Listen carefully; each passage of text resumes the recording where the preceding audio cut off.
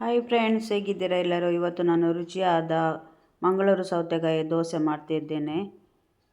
ಇಲ್ಲಿ ನಾನು 2 glass idli rice ತಗೊಂಡಿದ್ದೇನೆ. ಇದನ್ನೊಂದು ಪಾತ್ರೆಗೆ ಹಾಕ್ತೇನೆ. ಇದನ್ನೊಂದು 3-4 ಸಲ ವಾಶ್ ಮಾಡಬೇಕು. ಇಲ್ಲಿ ನಾನು 1 ಸ್ಪೂನು ಮೆಂತ್ಯ ತಗೊಂಡಿದ್ದೇನೆ. 3-4 ಸಲ ವಾಶ್ ಮಾಡಬೇಕು.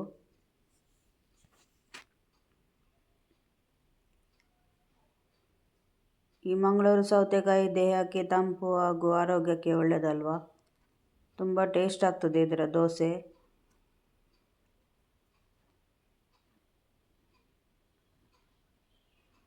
ನೋಡಿ, 4 ಸಲ ತೊಳೆದೆ ನಾನು. ಈಗ ಬೇರೆ ನೀರಲ್ಲಿ ಹಾಕಿ ಒಂದು 4 ಗಂಟೆಗಳ ಕಾಲ ನೆನೆ ಹಾಕುವ.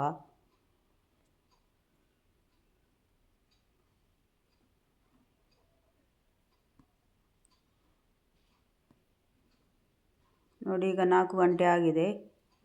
ಈಗ ಇದನ್ನು ಗ್ರೈಂಡ್ ಮಾಡಬೇಕು. ಇಲ್ಲಿ ಮಿಕ್ಸಿ ಜಾರ್ ತಗೊಂಡಿದ್ದೇನೆ.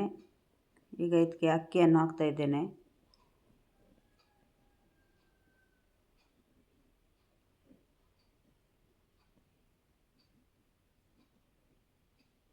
ಇಲ್ಲಿ ನಾನು ಮಂಗಳೂರು ಸೌತೆಕಾಯಿ ಸಿಪ್ಪೆ ತೆಗೆದು ಸಣ್ಣ ಸಣ್ಣದಾಗಿ ಕಟ್ ಮಾಡಿ ಇಟ್ಟಿದ್ದೇನೆ. ಇದನ್ನು ಸಹ ಹಾಕ್ತೇನೆ. ಅರ್ಧ ಭಾಗದಷ್ಟು ಹಾಕ್ತೇನೆ. ಮತ್ತು ಉಳಿದ ಅಕ್ಕಿ ಮತ್ತು ಸೌತೆಕಾಯಿ ಪುನಃ ಗ್ರೈಂಡ್ ಮಾಡಬೇಕಾಗ್ತದೆ, ಜಾಸ್ತಿ ಇದೆಯಲ್ಲ. ಇಲ್ಲಿ ನಾನು ಒಂದು 1/4 ಕಪ್ಪಷ್ಟು ಅನ್ನ ತಗೊಂಡಿದ್ದೇನೆ. ಅನ್ನ ಯಾಕೆ ಹಾಕೋದಂದರೆ ಇದು ಸ್ಪಾಂಜಿಯಾಗಿ ಆಗ್ತದೆ, ಇದರ ದೋಸೆ ಸಾಫ್ಟ್ ಮತ್ತು ಸ್ಪಾಂಜಿ ಆಗ್ತದೆ. ಅದಕ್ಕೆ ಅನ್ನವನ್ನು ಹಾಕಿದರೆ ಒಳ್ಳೆಯದಾಗ್ತದೆ. ನೋಡಿ, ಒಂದು ಸಲ ಗ್ರೈಂಡ್ ಮಾಡಿ ಆಯಿತು.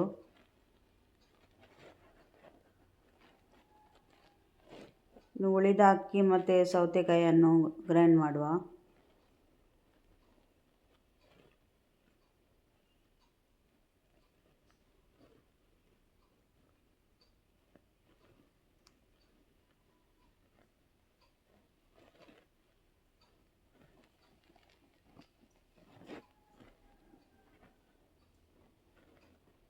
ಇದನ್ನೀಗ ನಾನು ಸಂಜೆ ಗ್ರೈಂಡ್ ಮಾಡಿ ಇಡೋದು, ಬೆಳಿಗ್ಗೆ ದೋಸೆ ಮಾಡಲಿಕ್ಕೆ.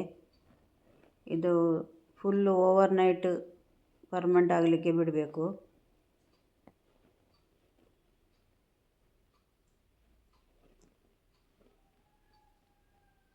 ಈಗ ಇದಕ್ಕೆ ಮುಚ್ಚಳನ್ನು ಮುಚ್ಚಿ ಓವರ್ನೈಟ್ ಫರ್ಮೆಂಟ್ ಆಗಲಿಕ್ಕೆ ಇಡುವ.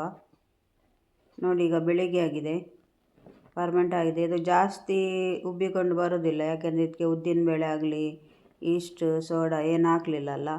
ಆದರೂ ಸಾಫ್ಟ್ ಆಗ್ತದೆ ಇದರ ದೋಸೆ. ಈಗ ರುಚಿಗೆ ತಕ್ಕಷ್ಟು ಉಪ್ಪು ಹಾಕ್ತಾ ಇದ್ದೇನೆ.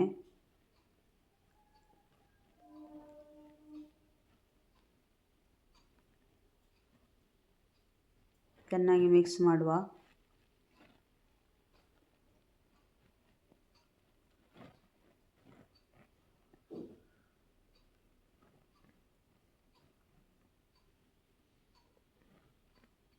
ಇಲ್ಲಿ ಕಾವಲಿ ಬಿಸಿಯಾಗಿದೆ.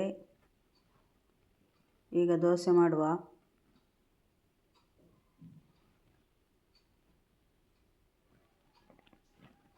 ಜಾಸ್ತಿ ಬಿಡಿಸೋದು ಬೇಡ, ಯಾಕೆಂದರೆ ಮತ್ತೆ ಅದು ಗಟ್ಟಿ ಆಗ್ತದೆ. ಸ್ವಲ್ಪ ಬಿಡಿಸಿ ಒಂದು ಸೆಟ್ ದೋಸೆ ಥರ ಮಾಡಲಿಕ್ಕೆ. ಇದರಲ್ಲಿ ಕಣ್ಣು ಕಣ್ಣು ಬೀಳ್ತದೆ. ಮುಚ್ಚಿಟ್ಟು ಸ್ವಲ್ಪ ಹೊತ್ತು ಬೇಯಿಸುವ.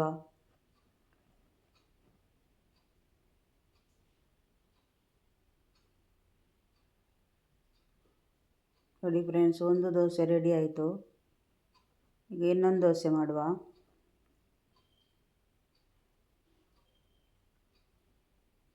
ನಿಮಗೆ ಈ ಮಂಗಳೂರು ಸೌತೆಕಾಯಿಯ ದೋಸೆ ಹೇಗಾಯ್ತು ಅಂತ ಕಮೆಂಟ್ ಮಾಡಿ, ಲೈಕ್ ಮಾಡಿ, ಶೇರ್ ಮಾಡಿ ಹಾಗೂ ಸಬ್ಸ್ಕ್ರೈಬ್ ಮಾಡೋದನ್ನು ಮರೆಯಬೇಡಿ.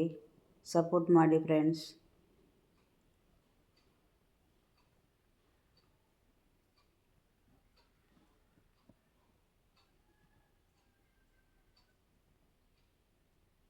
ನೋಡಿ ಫ್ರೆಂಡ್ಸ್, ರುಚಿಯಾದ ಮಂಗಳೂರು ಸೌತೆಕಾಯಿ ದೋಸೆ ರೆಡಿ ಆಯಿತು. ತುಂಬ ಸಾಫ್ಟ್ ಆಗಿದೆ, ಕಣ್ಣು ಕಣ್ಣು ಬಿದ್ದಿದೆ ನೋಡಿ.